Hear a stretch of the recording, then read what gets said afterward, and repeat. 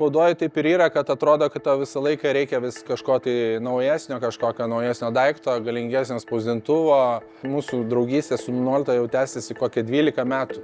Ne visi gamintojai turi showroom'e, demo room'e spausdintuvą, kur tu gali tikrai viską bandytis, atsivežti savo medžiagas, popierius, ant kurių tu nori spausdinti.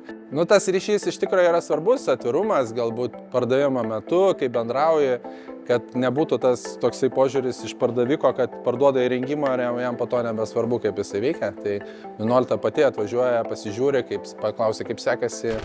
Su Donatu ir jo komanda susitikome gana senai, prieš 12 metų. Kuo jie man patiko ir kur padarė įspūdį, tai buvo jauna komanda ir visą laiką buvo jauna komanda, papildoma naujais ir jaunais žmonėm.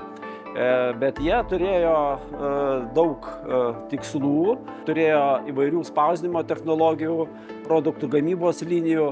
Ir ne tik tai Vilniuje, bet ir kitose rajonuose. Tas universalumas mane ir papirko. Visą laiką mačiau, kad jie žiūri į priekį, į šonus, į kairę, į dešinę. Daugelį metų dirbom su Minolta ir skaitmenos lapinės cechą, kai įkūrėm, tai pradėjom nuo Minoltos. O skaitmenoj kas yra svarbiausia?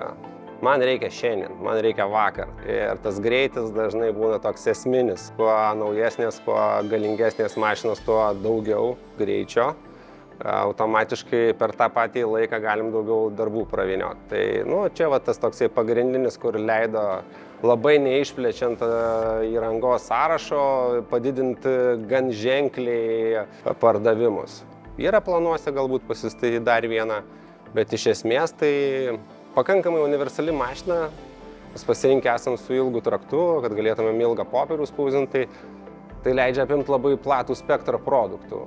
Ir tas duoda iš karto lankstumą, kadangi mes ne tik skaitmeną spausdinam, bet turim ir kitų technologijų. Konica Minolta.